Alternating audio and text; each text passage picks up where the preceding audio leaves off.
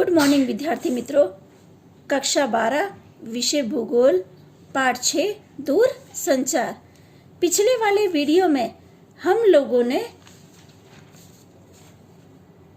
सामूहिक संचार तंत्र के बारे में पढ़ा था, जिसके अंदर हम लोगों ने मुद्रित माध्यम के बारे में जानकारी प्राप्त कर ली। यहाँ पर हम लोग इलेक्ट्रॉनिक माध्यम के बारे में जानेंगे। इलेक्ट्रॉनिक जो माध्यम है वो 3 है: आकाशवाणी, दूरसंचार और फिल्म। यहाँ पर हम लोग आकाशवाणी के बारे में पहले जानेंगे। भारत के सूचना और प्रसारण मंत्रालय के अधीन चलने वाली रेडियो प्रसारण सेवा सार्वजनिक सेवा है, यानी इस सेवा का उपयोग सभी लोग कर सकते हैं। भारत में रेडियो का प्रथम प्रसारण की शुरुआत 1923 में रेडियो क्लब ऑफ बॉम्बे द्वारा हुई थी। इसके बाद में 1930 में इस सेवा का राष्ट्रीयकरण किया गया और उसका नाम भारतीय प्रसारण सेवा इंडियन ब्रॉडकास्टिंग कॉरपोरेशन रखा गया। यानी जो 1923 में नाम था वो राष्ट्रीयकरण करने के बाद इसका नाम बदल दिया गया। रेडियो प्रसारण की व्यापक शुरुआत 1936 में हुई और उस समय उसका नाम बदल के ऑल इंडिया रेडियो, यानी जिसे हम लोग AIR रखा गया।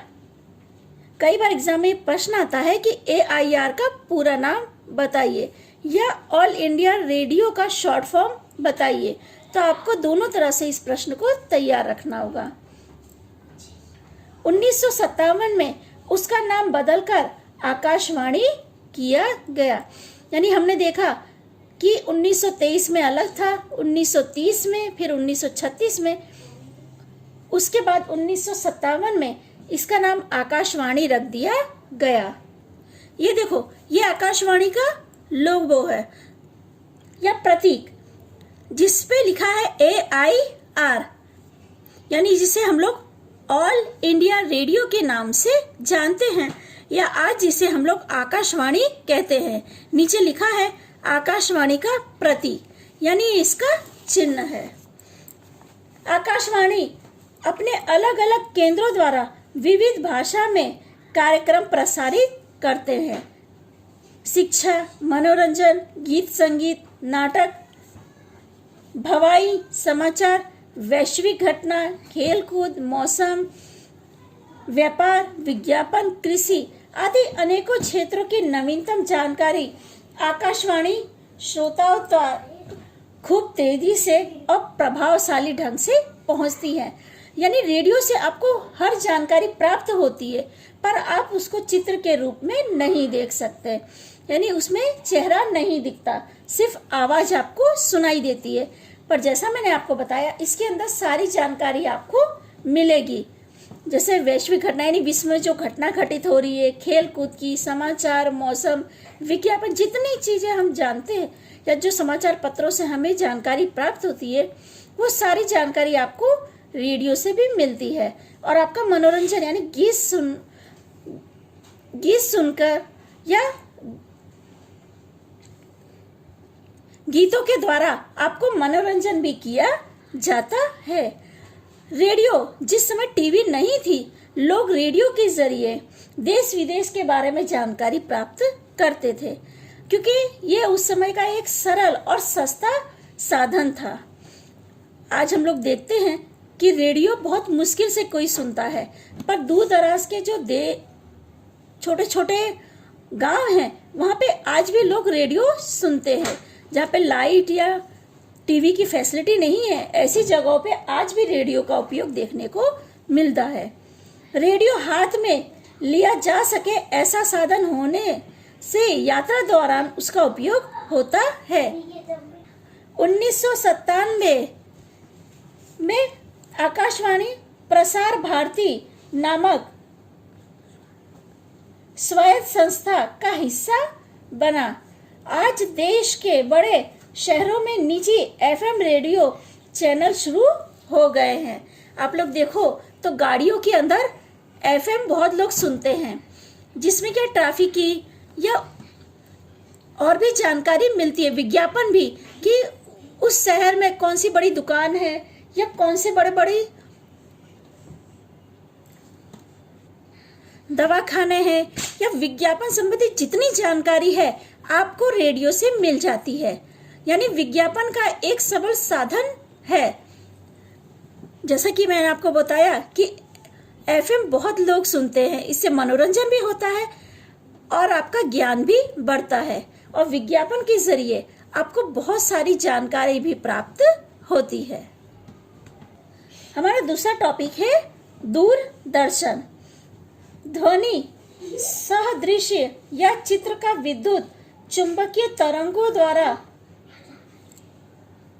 संचारण और अधिग्रहण करने वाली प्रयुक्ति अर्थात टेलीविजन। विश्व में सर्वप्रथम टेलीविजन का प्रसारण 1936 में यूके में बीबीसी ब्रिटिश ब्रॉडकास्टिंग कॉरपोरेशन द्वारा प्रारंभ हुआ, परंतु 3 वर्षों पश्चात दूसरे विश्व युद्ध के कारण बंद हो गया।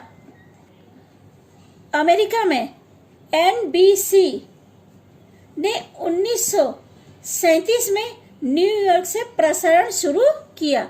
1960 तक अमेरिका में 90% परिवारों में दूरदर्शन उपलब्ध था।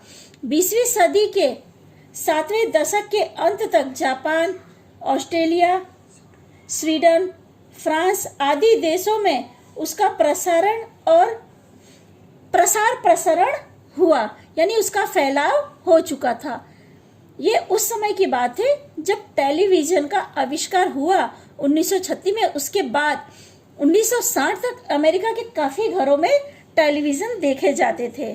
पर जो भारत है, यहाँ पर भारत में दूरदर्शन का प्रथम प्रसारण 15 सितंबर 1959 में दिल्ली में किया गया। उस समय दूरदर्शन केवल दिल्ली में ही देखा जा सकता था, क्योंकि इतने समय बाद टेलीविजन भारत में आया भी तो सिर्फ दिल्ली तक ही सीमित था, यानी दिल्ली के अलावा और कोई क्षेत्र में उस समय टेलीविजन देखा नहीं जाता था। दूरदर्शन के नियमित कार्यक्रमों की शुरुआत 1965 में हुई। रेडियो की तुलना में दूरदर्शन का विकास प्रारंभ में धीमा था।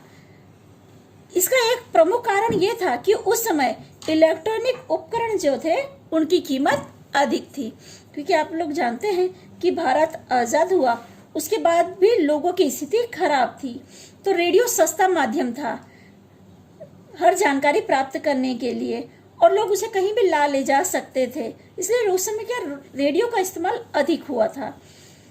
और टेलीविजन आने के बाद भी जो इलेक्ट्रॉनिक उपकरण थे इनकी कीमत अधिक होने की वजह से लोग इनको खरीद नहीं सकते थे।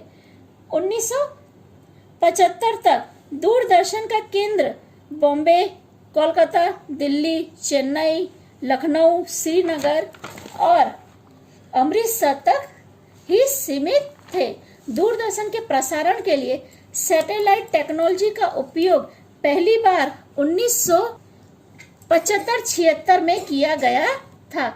देश के राष्ट्रीय कार्यक्रम और रंगीन टीवी की शुरुआत जो है 1982 में हो सकी, यानी उसके पहले 1982 के पहले की बात है, ब्लैक एंड व्हाइट टीवी आती थी।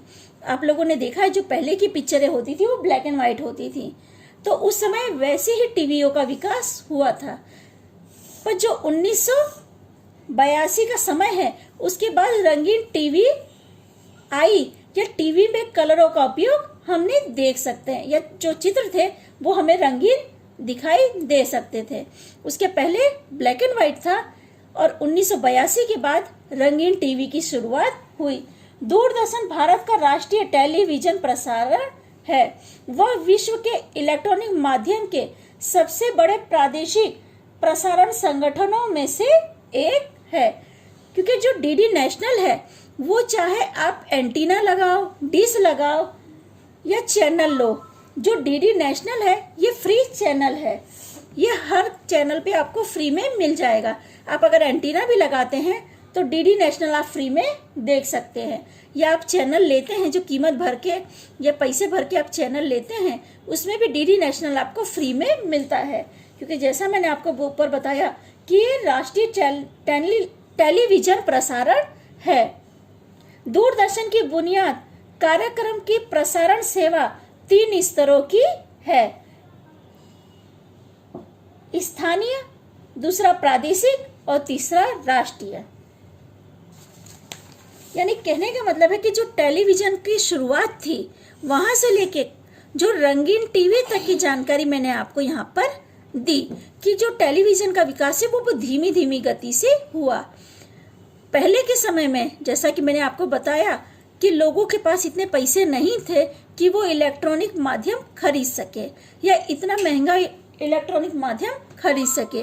रेडियो एक सस्ता माध्यम था और एक साथ कई लोग बैठ के उनको सुनते थे और कहीं भी ला ले जा सकते थे। दूर दराज के देश जो गांव थे तो वहां पर क्या था, नेटवर्क ना पकड़ने की वजह से लोग टेलीविजन का उपयोग लंबे समय तक नहीं कर सके। अभी भी हम देखें तो कई क्षेत्रों में टेलीविजन का उपयोग नहीं होता है। भले सैटेलाइटों का विकास हुआ है या सैटेलाइट की वजह से टेलीविजन का काफी विकास हमने देखा है, पर उसके बावजूद भी कई क्षेत्रों में बराबर टेलीविजन पकड़ में नहीं आता या टेलीविजनों का उपयोग उतना नहीं होता, पर उन क्षेत्रों में आज भी रेडियो का उपयोग होता है। टेलीविजन और रेडियो में इतना अंतर है कि टीवी के अंदर आप चित्र देख सकते हैं और रेडियो के अंदर सिर्फ आप आवाज सुन सकते हैं, और बाकी दोनों में जानकारी एक सी होती है।